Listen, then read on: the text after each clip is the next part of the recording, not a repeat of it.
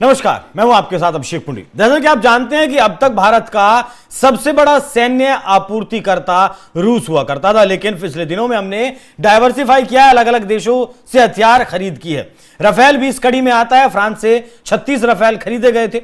Operation सिंदूर के बाद Rafale marine 24 Rafale marine की भी डील की गई थी, लगभग 68,000 करोड़ रुपए की।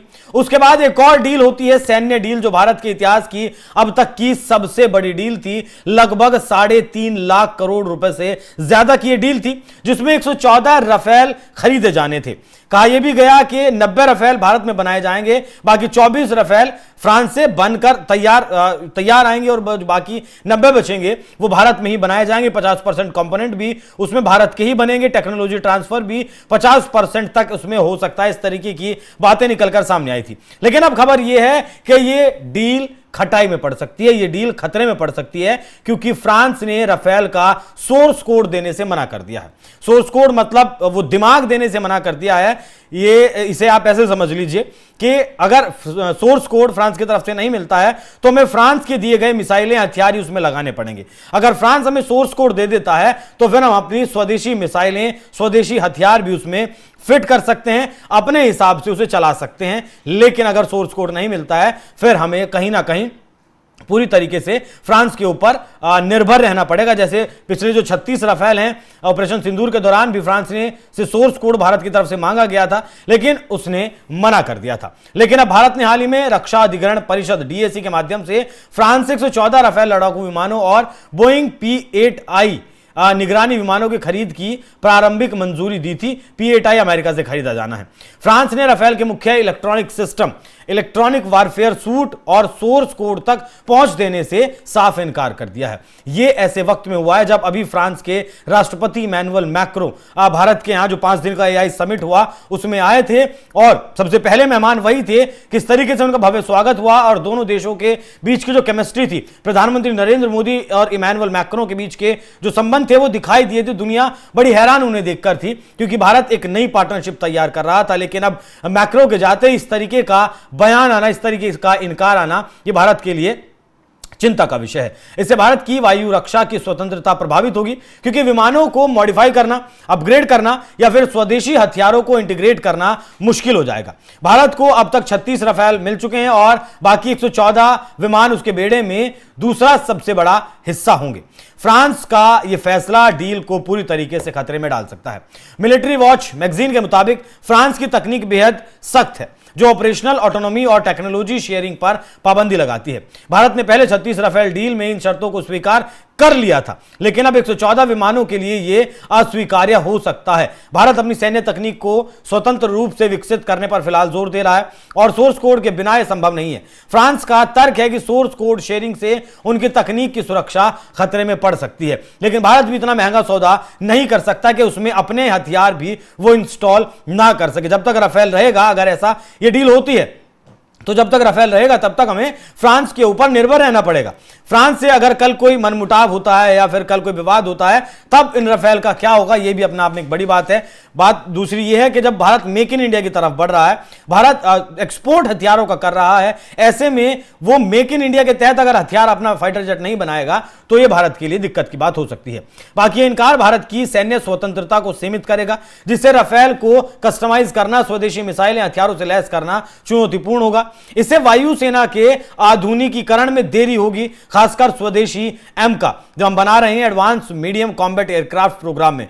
बाकी पश्चिमी देशों से हथियार लगातार हम खरीद रहे हैं, लेकिन ऐसी पाबंदियां वहां आम हो जाती हैं। जबकि अगर बात करें रूस की, तो रूस भारत का सबसे भरोसेमंद सहयोगी रहा है। उससे भारत फ्रांस रक्षा संबंधों में तनाव बढ़ सकता है। हालांकि दोनों देशों के बीच मजबूत साझेदारी है। यहां जैसे ही ये डील के कैंसिल होने की खबर आई या फिर खटाई में पड़ने की खबर आई, वैसे ही रशिया एक बार फिर से एक्टिवेट हो गया।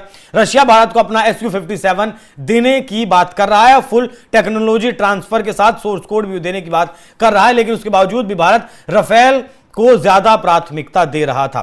लेकिन अब विशेषज्ञों का मानना है कि फ्रांस का इनकार रूस के लिए बहुत बड़ा अवसर हो सकता है। रूस ने जून 2025 में भारत को Su-57 का लाइसेंस्ड प्रोडक्शन ऑफर दिया था, जिसमें पूरा सोर्स कोड एक्सेस शामिल है। यह रूस का पहला ऐसा प्रस्ताव है। इसमें भारत Su-57 को कस्टमाइज कर सकता है, स्वदेशी तकनीक इंटीग्रेट कर सकता है और जॉइंट प्रोग्राम में हिस्सेदारी ले सकता है। जनवरी 2026 में भारतीय रक्षा मंत्रालय ने बताया कि Su-57 पर बातचीत एडवांस स्टेज में है। एमका में देरी के कारण Su-57 आकर्षक विकल्प हो सकता है, जो फ्रांस की पाबंदियों के बिल्कुल विपरीत है। Su-57 राफेल की जगह ले सकता है, लेकिन ये भारत की पश्चिमी निर्भरता को संतुलित करने का प्रयास हो सकता है। मिलिट्री वॉच मैगजीन के विशेषज्ञों के मुताबिक फ्रांस का फैसला डील को मुश्किल में डाल सकता है और रूस को Su-57 पेश करने का मौका दे सकता है। वो इसे भारत की ऑपरेशनल जरूरतों के लिए बेहतर मानते हैं, क्योंकि रूस तकनीक ट्रांसफर में उदार है और वो देने के लिए तैयार है। भारत फ्रांस रक्षा संबंध मजबूत है, लेकिन तकनीक शेयरिंग पर असहमति तनाव पैदा कर सकती है। रूस भारत का सबसे बड़ा सहयोगी है और यह स्थिति भारत की विविधीकरण नीति को प्रभावित कर सकती है। बाकी जो भारत की रक्षा रणनीति को दर्शाती है, भारत वैसी ही डील करने वाला है। भारत की रक्षा नीति में उभरते बदलाव को यह इंगित करता है, जैसे कि स्वदेशीकरण और तकनीकी स्वतंत्रता प्राथमिकता है। राफेल डील दो प्रमुख चरणों में हुई। पहली डील 2016 में हुई, जिसमें 36 राफेल आए थे। यह 58,891 करोड़ रुपए की डील थी। इसमें हथियार, ट्रेनिंग, स्पेयर पार्ट्स और लॉजिस्टिक्स शामिल थे। प्रत्येक विमान की कीमत लगभग 91 से 94 मिलियन यानी कि लगभग 700 करोड़ रुपए के आसपास पड़ी थी। यह डील काफी विवादों में भी रही थी। अब डील 114 अतिरिक्त विमानों की हुई है, जिसमें लगभग 3.5 लाख करोड़ रुपए की डील है। इसमें 18 विमान फ्लाई अवे कंडीशन में और बाकी के भारत में मैन्युफैक्चरिंग होंगे। 50-60% लोकल इसमें। बाकी अगर बात करें राफेल और Su-57 की, तो राफेल 4.5 जनरेशन है, Su-57 5th जनरेशन है। और अगर आपके स्टेल्थ टेक्नोलॉजी की बात करें तो थोड़ा सा स्टेल्थ है आपका ये 4.5 जनरेशन राफेल, बाकी फुल स्टेल्थ टेक्नोलॉजी के साथ Su-57 है। और अपनी श्रेणी में ये सबसे उन्नत और सबसे बेहतर विमान दोनों ही हैं, लेकिन 5th जनरेशन के मामले में Su-57 अपनी जनरेशन का सबसे मजबूत और सबसे दमदार शानदार विमान बताया जा रहा है विशेषज्ञों के द्वारा। बाकी 114 राफेल की डील हो पाएगी या नहीं हो पाएगी, ये डिपेंड करेगा पूरी तरीके से फ्रांस के ऊपर। फ्रांस अगर सोर्स कोड भारत को देने के लिए तैयार होगा तो यह डील हो सकती है, नहीं तो फिर एक तरीके से इसे गद्दारी भी कहा जा सकता है, क्योंकि दोनों देशों के बीच इतने बेहतर संबंध हैं। और जब डील यहां तक पहुंची थी तो क्या यह सवाल नहीं है कि सोर्स कोड के बारे में जब भारत को ऑपरेशन सिंदूर के दौरान फ्रांस ने मना की थी, तब भारत ने इस सोर्स कोड की बात को जाहिर सी बात है सबसे पहले फ्रांस के सामने रखा होगा और फ्रांस ने इस बात को माना होगा। शायद तभी ये डील 114 राफेल की हुई होगी। लेकिन अब एट ए टाइम इस तरीके से फ्रांस का मना करना क्या दिखाता है वो तो फ्रांस ही जानेगा। ये डील हो पाएगी या नहीं हो पाएगी वक्त बताएगा, लेकिन Su-57 भी भारत के लिए एक बेहतर विकल्प साबित हो सकता है। बाकी आप लोग इस विषय पर क्या सोचते हैं, कमेंट बॉक्स में अपनी राय जरूर बताइएगा। नमस्कार।